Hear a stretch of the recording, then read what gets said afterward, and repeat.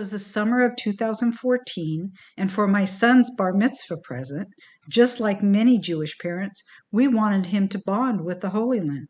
Oh, it worked perhaps too well.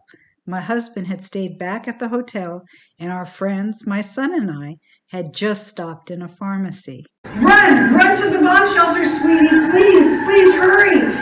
I didn't hear the sirens at first, but the Israelis did. They're used to hearing these things. We ran to the back of the storeroom. It was a 12-foot by 24-foot windowless bomb shelter. My heart's pounding. Boom! Boom! I hear it and feel the percussion of the exploding bombs. I'm trying not to get sick. I look at my 13-year-old son and I think I'll never forgive myself if something happens to him. That's an excerpt from a speech I gave to the Orange County Jewish Bar Association. It was the first, but not the last time we had to run to a bomb shelter. Our adventure and my transformation is also the subject of my book, Blasted from Complacency, A Journey from Terror to Transformation in Israel. There is no chapter in a parenting book on what to do when a war starts and you're on a family vacation. Think touring extraordinary and sacred sites mixed with cowering in bomb shelters. I'm still trying to get over the Jewish guilt of taking my son to war for his bar mitzvah present. The impact of being human targets helped me understand the plight of Israelis living like this, and it also made me want to work on peace. How Israel is often described on the news is not what I'd seen with my own eyes. And I felt Palestinian parents also preferred their children playing safely in their backyards. The missiles exploded just near enough to blow apart my world as I knew it, forever changing me. And you'd never recognize my life today with what it was like then. I believe I found my life's purpose.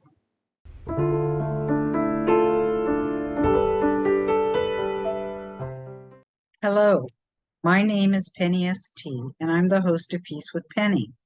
You just listened to my story and how I was compelled to work on peace between Israelis and Palestinians, now for over 9 years. After writing my book, Blasted from Complacency, A Journey from Terror to Transformation in Israel, becoming a Jewish National Fund speaker, and now for almost 3 years having my peace vodcast, Peace with Penny, I've completed over 75 interviews of Israeli and Palestinian peace organizations. Both Israelis and Palestinians work together on peace in these organizations, utilizing creative projects from medicine, scientists, sports, art, music, conservation, interfaith, education, and the list of options to get involved goes on and on. There have been pockets of peace between Israelis and Palestinians for years, in some locations, decades. But it's never been what the media chose to show on our television sets. So it's been our goal at Peace with Penny to provide a platform for these peace organizations. But now, after the horrific Hamas torture that occurred on October 7th, how do we continue? As the shocking stories of what the Israelis endured becoming public, and seeing how Hamas continues to use their people as human shields, resulting in horrific losses, how to proceed promoting peace becomes the question to answer. Some of the peace organizations we spoke with say it's more important now than ever. Some say they must pause. The first peace activists I ever met after our fateful trip in 2014 were Rabbi Hanan Schlesinger, an Orthodox settler who lives in Judea and Samaria, or what's also known as the West Bank, and Ali Abu Awad, a Palestinian from the respected Awad family, who helped found Roots-Shorashim-Judur. In fact, their story is in my book. Roots is a unique binational initiative with a network of Israeli residents of the Gush Etzion area, otherwise known as religious settlers, and Palestinians from neighboring towns and villages who have come to see each other as the partners who both need to make changes to end their conflict. Roots' mission is to enhance dialogue, transformation, and bridge building, and it is based on a mutual recognition of each people's connection to the land. Roots is about developing understanding and solidarity despite ideological differences. Roots is a place where local peoples can take responsibility. Their work is aimed at challenging the assumptions their communities hold about each other, building trust, and creating a new discourse around the conflict in their respective societies. This is a grassroots and local model for making change from the bottom up. When this war started, I was just preparing to speak to another member of Roots, Dr. Gideon Elazar, who is an acclaimed researcher at the Eastern Authority of Research and Development, Ariel University, and a lecturer at Bar-Ilan University. His research deals with the anthropology of religion, religious identity, and space construction in contemporary China and Israel-Palestine. So, of course, I felt it was necessary to ask how he is doing. The interview that follows is of our discussion, beginning with what does Roots-Shorashim-Judur think they should do when Israel is at war? Some people that I talk to say it's more important now than ever.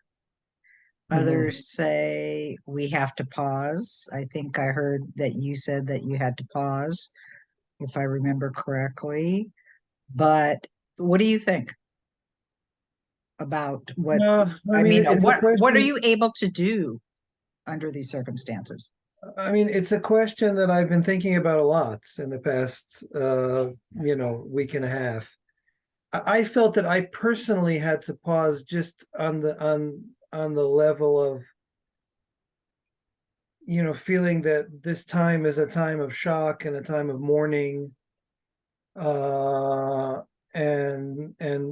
frankly, I think like most everybody I know around here haven't really been able to do anything.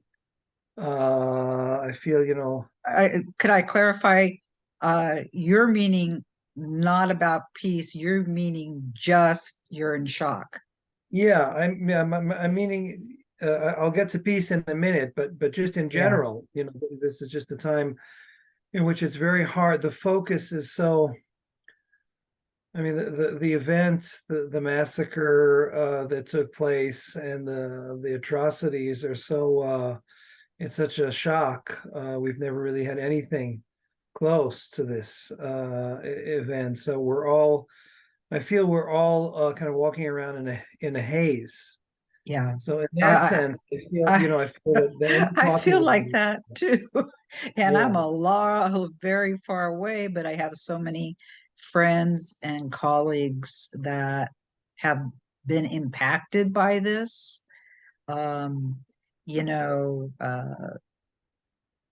what we do is talk with people who have gone beyond their own narratives and realize that peace is the only way. And it's absolutely beautiful. But when a war starts, and in such I mean, war is ugly under any circumstances, but the heinous crimes that were committed are overwhelming to understand, when you're talking about babies beheaded and riddled with bullets and the rapes and the hostages. And yeah, I all mean, you that. can't even really talk about it because it's too gross. It's just Right. too And it's much. too sensitive. And I feel, even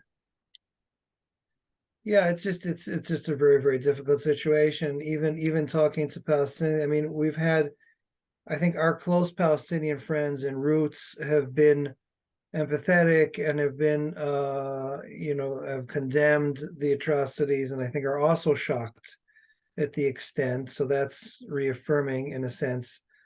But they're also worried clearly about Gaza, and I don't know if you saw that Abu Mazen,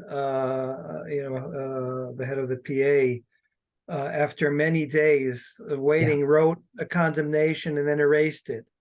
And I feel that Oh, that's I heard he wrote it. I he did wrote it not. and then he erased it. And I think that that's kind of indicative of where a lot of Palestinians are.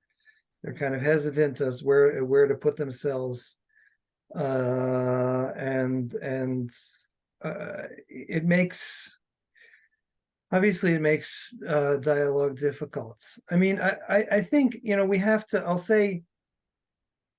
I'll start with the negative. I mean, I think we have to realize that this is a huge blow to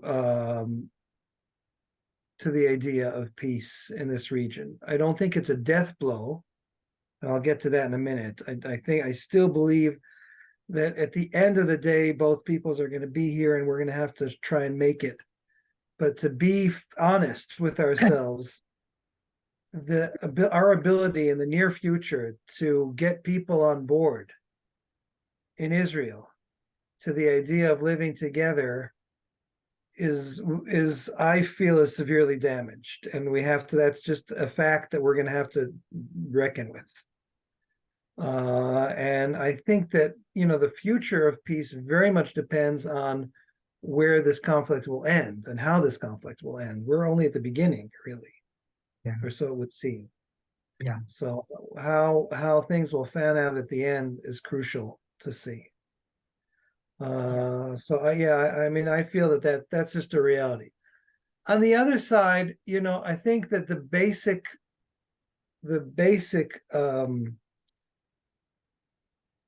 situation of this region is that there are two peoples here, and that's not going to change. Right. And so, whenever we will have to find a way. And I feel that a lot of people, unfortunately, are deluding themselves that somehow we'll have some kind of apocalyptic.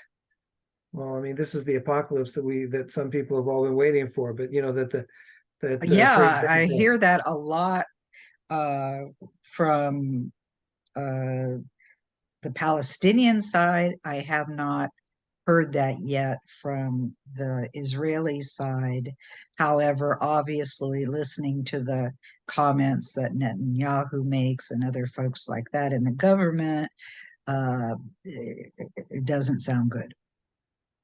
Yeah, I mean, what I'm referring to is mostly, on the right, in the Israeli right, there's, I think, what I believe is a fantasy, but who knows really, that, the idea that Gaza will somehow be emptied or mostly emptied of people, and that, Israel will be able to take control of the Strip in a permanent sense.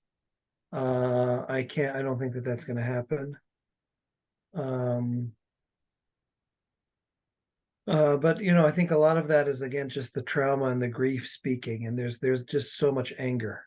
But the cost of that,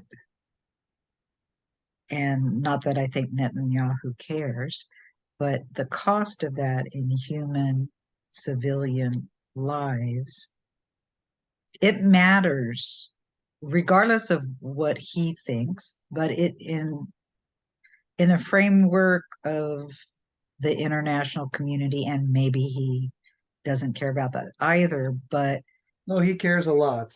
Yeah, he cares a lot. I have to say, Netanyahu, I think it's a mistake to see Netanyahu as the extreme element here.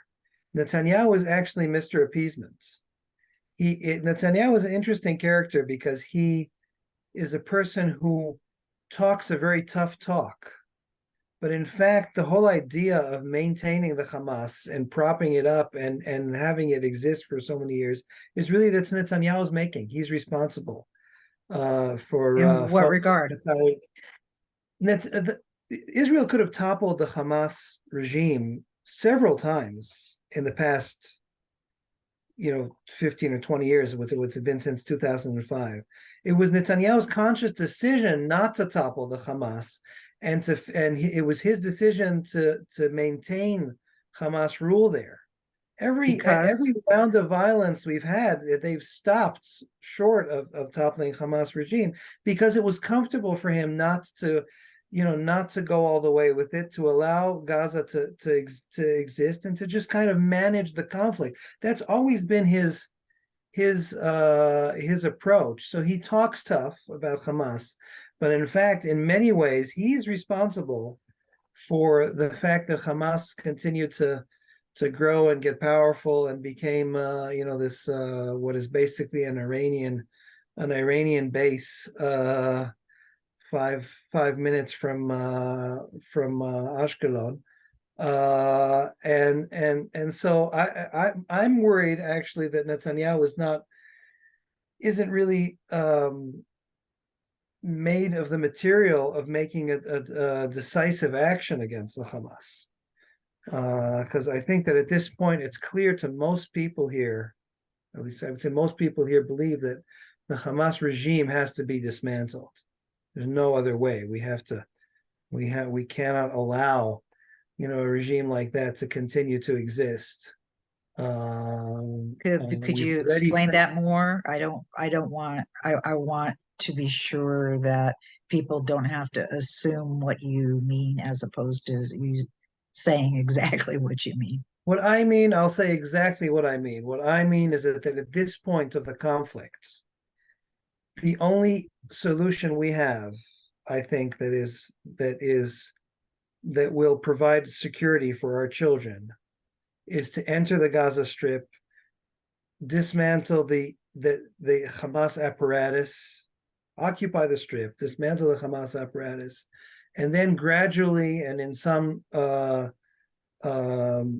supervised process, return Gaza to the Gazans, either to the PA or to some kind of international force or something like that. But the first phase, I don't know how that's going to happen, but the first phase, I feel that we have no choice, is to, we have a murderous Iranian-backed regime at our doorstep that has already taken this huge toll. And so the action has to be to dismantle it, to take responsibility of the Gaza Strip again temporarily. I'm not talking about annexation. I'm not talking about rebuilding the Israeli settlements. That doesn't interest me. I'm talking about our responsibility to our children, which is for this place to be a safe place to live in. I think without doing that, nobody will return to live in the vicinity of Gaza. Israel is a small country, as I'm sure you know. That's a lot of people. Yeah. It's become unlivable, and not to mention the fact that our other enemies are carefully observing our response. And unfortunately, and this is something that maybe is not common to hear, I think it's not enough said in this in the peace circles. Being weak in this neighborhood is a danger, and it's irresponsible. We cannot allow ourselves to appear weak. So do you, defining weak, do you mean if you don't go after this situation in a violent manner? Yes. If we do not solve the problem once and for all, problem we've been suffering for so many years, or make an exerted military effort to stop the problem, that will be perceived as weakness, and which will be taken advantage of, I have no doubt. And as you know, Hezbollah is already testing the ground against us and seeing, is Israel decisive or not? Now, these are not, when I'm saying these ideas, we'll get back to the grief thing in a minute, but I'm telling you, when I'm talking about this issue of taking control of the Gaza Strip, again, I want to emphasize, I'm not talking about this as a means or as a final as a way to solve the Israeli-Palestinian conflict. So simply a need for security, an emergency need to take control of the situation. After which we'll have to get back to the peace. We will have to find our way back to the peace. And I had a meeting with our friends from the Federal Forum this past week, and we had an interesting disagreement. And I don't even know what side I'm on. Some people said, this is an opportunity. And actually, at the end of the day, because the two-state solution seems dead, we will have to find a way to live federally. Others said, no, we can't speak of this as an opportunity. it's only a setback. I really don't know. I think it's too soon to say.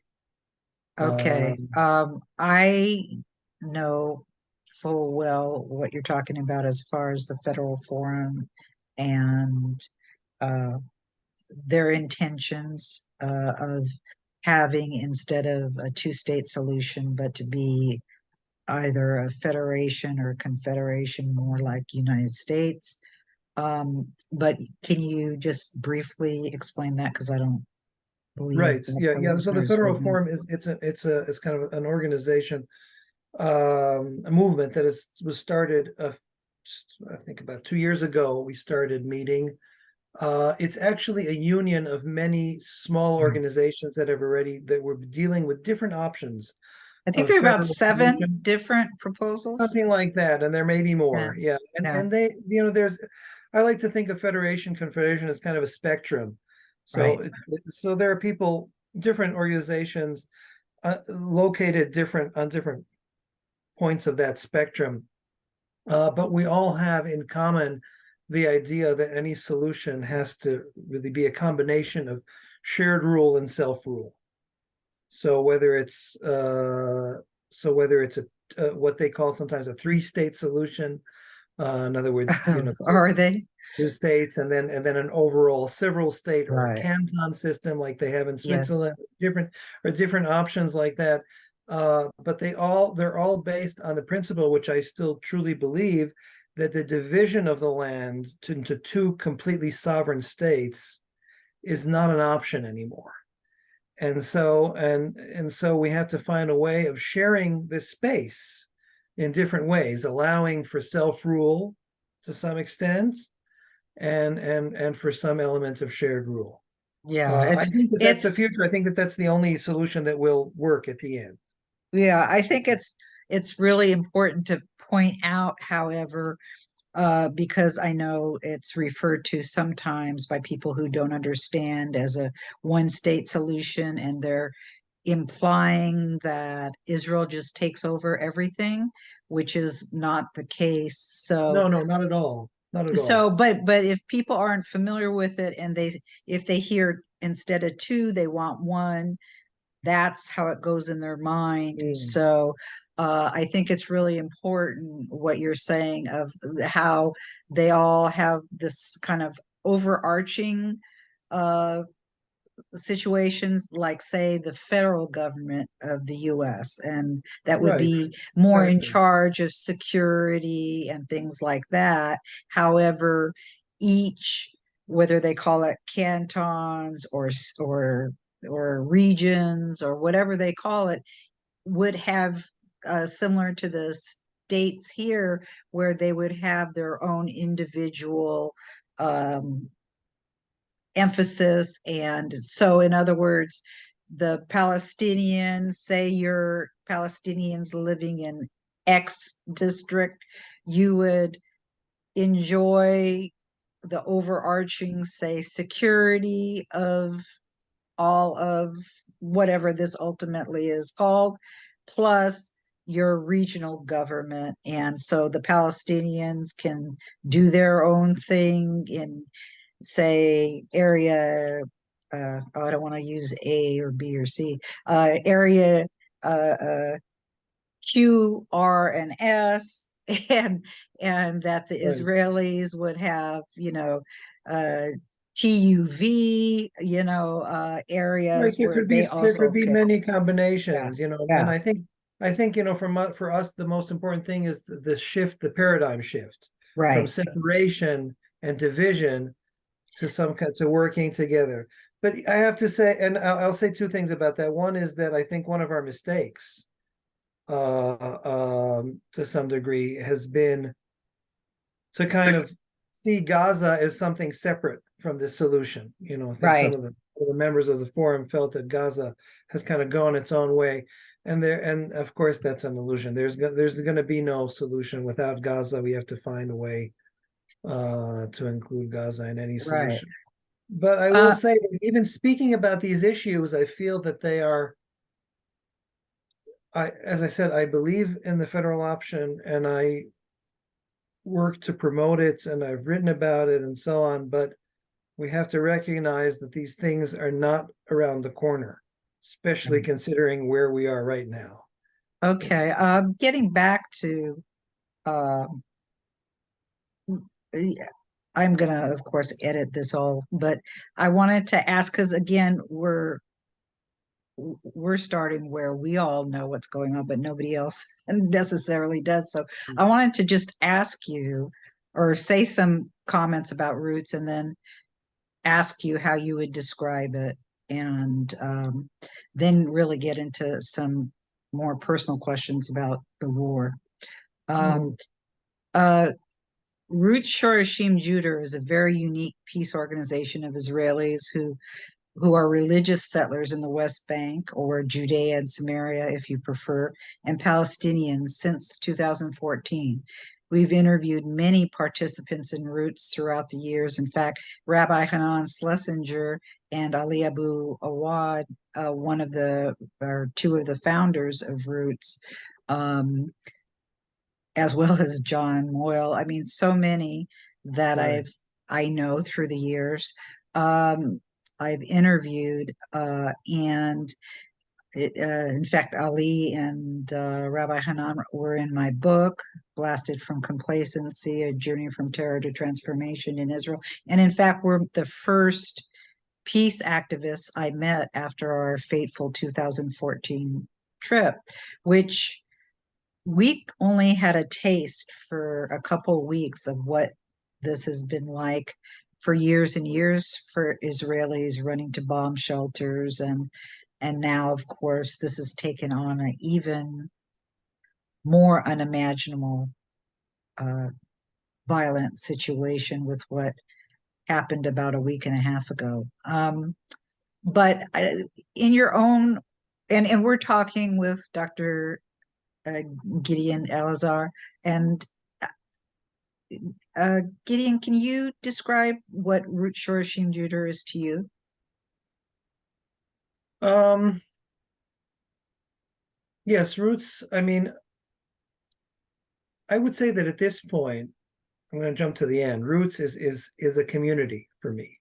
And it has become a community of people, local people. It's a very grassroots organization, living in the region between Jerusalem and Hebron, so in Judea, basically, both Palestinians and Israelis.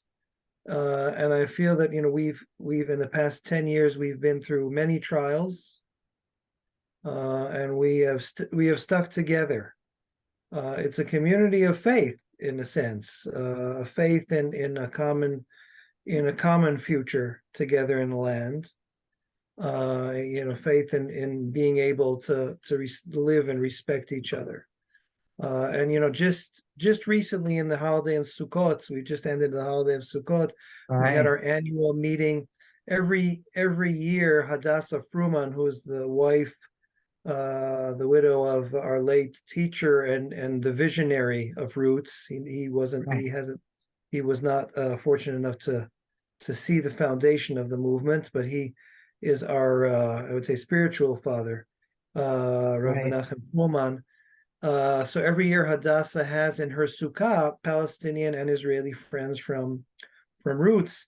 And this year, I have to say, it was a particularly lovely meeting. And we sat around speaking about our connection to the different patriarchs, to Abraham, and we spoke about Joseph, and we spoke about the different our shared prophets, and they told us stories from the Quran, and we shared some stories from the Torah, and it was just it just felt being at home. And I believe in the vision and in the perseverance of staying together. My kids have been to the summer camp. We have a joint Israeli-Palestinian summer camp several times, and I feel it's also important for me in this ambiance of animosity to expose my children as much as possible to our Palestinian friends. Right. And what day did you have the night at the sukkah? So I think was it Monday or Tuesday? It was Tuesday. It was The Tuesday, yes, it was Tuesday, so it was, yeah, I think it was Tuesday. So just a few days before this, the 7th. terrible attack, yeah. Yeah. So But that's the so way it's been here, every time there's another setback, but this is really unlike anything we've had before. Mhm. right.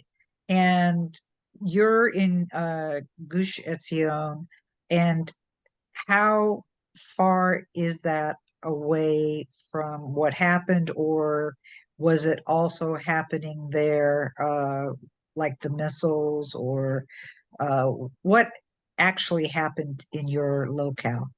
Um, we are quite far from the Gaza border, so in Israeli terms, we're about a minute and a half. We have a minute and a half warning if there's a siren, which is a lot. A minute and a half is you could, that's considered very safe. And we're Wow. also not what? Yeah. It must be the young or something. I mean, that does not sound so safe. Yeah, people who live in the vicinity of Gaza usually have, sometimes 10 seconds or Well, less. true, true. So on the morning of Simchat Torah on the 7th, I heard explosions in the morning, and they were explosions that were from missiles fired and in the direction of Jerusalem. So I could hear those, and I knew that something was wrong. Did But you they're have not. any sirens at that point? We didn't have any sirens, no, because we're kind of out of the way.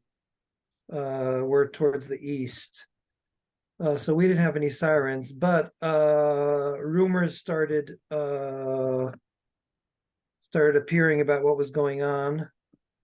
And slowly, I was in synagogue all day, but slowly people started disappearing and people were starting to get drafted. So people started putting on their uniforms and leaving synagogue and driving away. So only in the evening did I understand the magnitude of what had happened. But it was clear that something was going on, and people were. We have both religious and secular people in Tkoa, Oh, so some people uh-huh. were with their phones on and Right. tuned to the news. So I will say, did you know more of the atrocities that were happening, or did you not find out till that night? only really found out until the night. When we got. I mean, I said, we had heard that there was severe infiltration. We heard that that some people were killed. And when I opened my phone on Saturday night, and the headline was that 100 people had been killed, I was shocked. That it could be so many. We've now moved. It's 13-fold that, right? We've now moved. Yeah, We're past the 1,300 mark. correct. Which is just so inconceivable just unbelievable in so many ways. Not to mention the way they were killed, which of course I will say one thing about living in the territories, in the West Bank. We're not affected directly from Gaza, but everything here is on very high alerts. And we've moved, the army, we've moved to much more protection, and there's a lot of fear here that something similar could happen.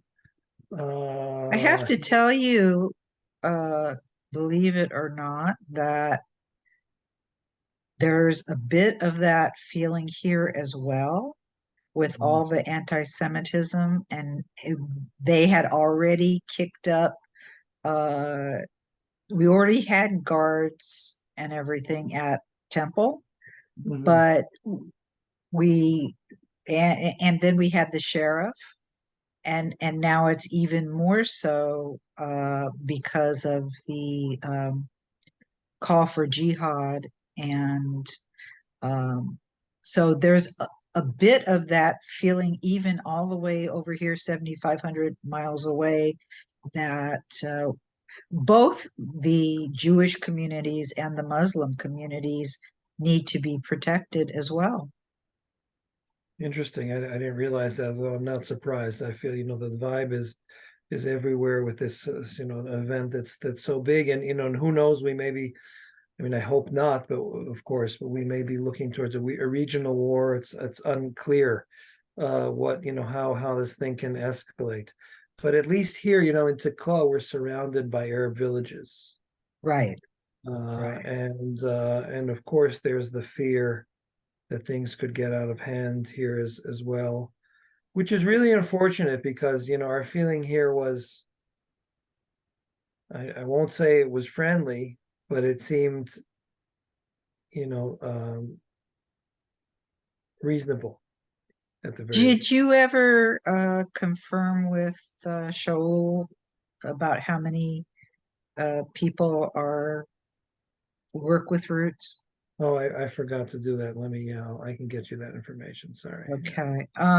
So your relationships with the Palestinians who believe in Roots and so on, I'm assuming you have talked to them. Of course. And what what are they telling you in terms of what they believe at this point? Or is there any confusion in terms of working together, not wanting to work together, feeling more frightened if they do because of the anti-normalization? What are they inclined to want to continue working on peace? Are they saying they feel like torn two different ways or more? What kind of vibes are you getting from them? Roots will continue. I mean, I think that the core members of Roots, both How Jewish and many of people would Palestinian. you say are those? I mean, when I talk about the core, I'm talking about the core, maybe 15 or something like that. Oh, The real core, okay. the founders, The and initiators. Okay. yeah, the initiators and the people, maybe a little more, but we have, what, including our roots in the Jordan Valley, so maybe slightly more. Those people, I think, will persevere, and I think, as I said, we've been through many crises, and I think that they believe in the dialogue. Yeah. I'm not worried about that. Yeah. But I mean, you through the years, you must have had uh, hundreds, if not thousands, of people who have gone through the various programs that you have. Right, so we have. That's true, and we've had many people going through the programs, and I think it's just too early to say Yeah. what the effects of this is, because I said we're all in shock. The Israelis are in shock, and I think the Palestinians are in shock too. I think that they did not see anything of this magnitude coming.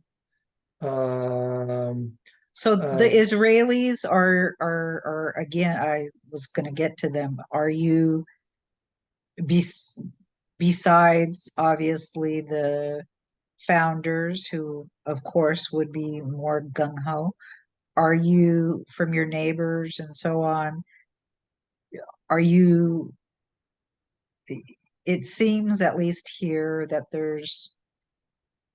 they're presenting Israel as being one voice, and people with differing opinions don't have a differing opinion of this, and that Israel is never one voice, really. I mean, I think that yeah, but I'm just saying that's how it's that's, presented. Whether or not that's true is you well, know uh knowing any Jewish yeah, folks I know, it's the our old psyche thing, is just you not know. built for that. I think it's Yeah, one voice for a little bit, yeah, but that will quickly Sure, of course. change, and even now I can see that there are different approaches, and so yeah, as I said, I think that this, I think I said, I think we have to face the fact that this, what happened, is a I mean, serious setback, and for yeah, Israelis it will be difficult. It will be difficult.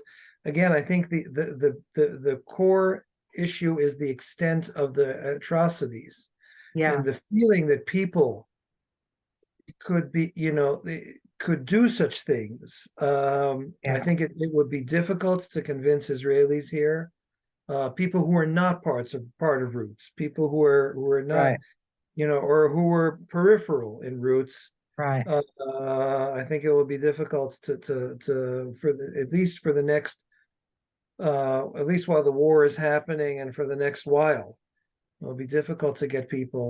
I'm saying this with pain, but Yeah. I think when we are in such pain and mourning, it's very hard to see the other side for other Did people. did you know people who, and again, I'm asking this, I do know that you do, but and I'll take this part out, but did you know people who were victims or hostages? Friends of friends, Uh-huh. several friends of friends, sons of people. I know nobody really close, but yes, Israel is a small country, and we're all interconnected, and there are many such once removed people, I would say. Now, Uh, for the last, what, year and a half, it's been an uptick in violence, and you've had rockets, you've had stabbings and shootings, and how does this compare with that? I it's mean, off the board. I mean, it's nothing to it has it's not. I, I think there's another issue we have to keep in mind. For a lot of Israelis, what happened this last Shabbat, on the 7th, is not just about the violence of the Palestinian. It's about the lack of reaction of the state, and the yeah, huge, gap. the feeling that the state was, or that the military was, really much less. No, that's not the right way of saying it. It really, it felt like there was no state at all. It felt people were in there, were stuck for hours, and the army was not responding. So just What is their reasoning, or they're not saying yet? Or they're saying they're putting it off. We'll analyze it later. We have things to I do think now. in a nutshell, what happened is what always happens in these, the over reliance on technological means. What happens is that you get complacent. Mhm. The enemy learns how to move around them. They planned well, the Hamas, and they were able to take out, the cameras and other observation means, and basically create a situation in which nobody was running the show.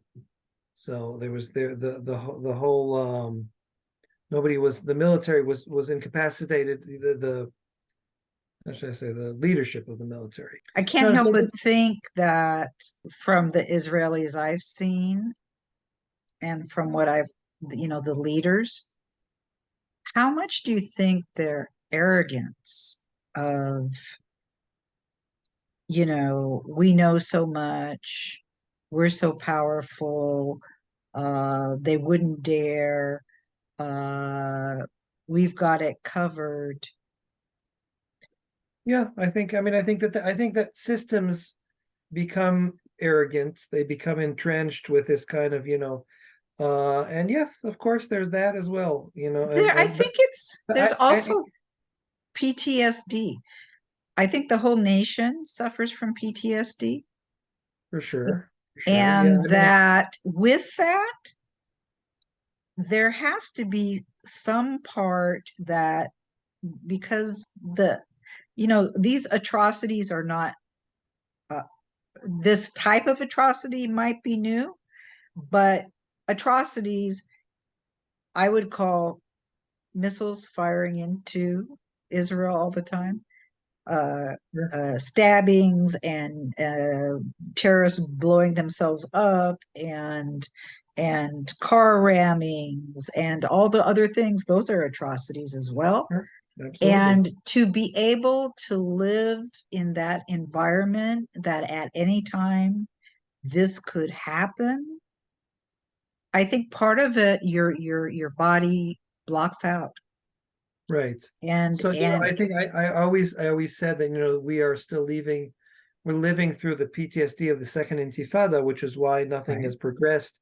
And now we have an even worse scenario. But the way you can live with these things is because you know that the state that the army is powerful, and that even if something happens, the army will respond, and that you're basically protected. right.